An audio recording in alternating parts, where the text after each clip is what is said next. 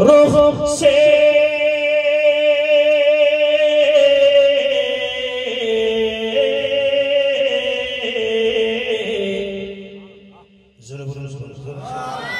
আপনারা আসতে বলুন তো দেখেন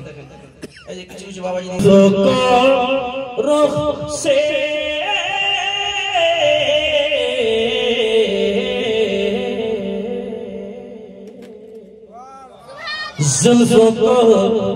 जुल्फों को रुखों से हटा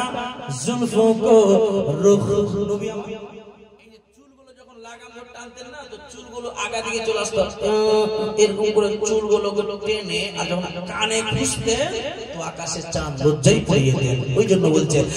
जुल्फों को रुख से हटा दो तो कमर से जोरे जोरे जुल्फों को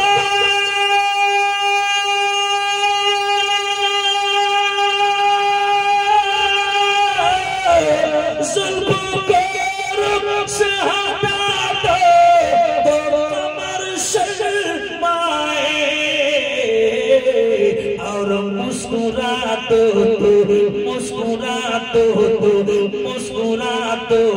अंधेरे में सहरी हो जाए अंधेरे में सहरी हो जाए मेरे सरकार का दीवाना जिधर हो जाए मेरे सरकार का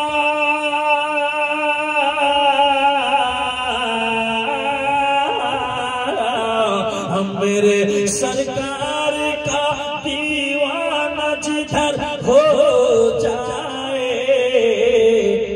जिस तरफ जाए ज़माना भी उधर हो जाए जिस तरफ जाए ज़माना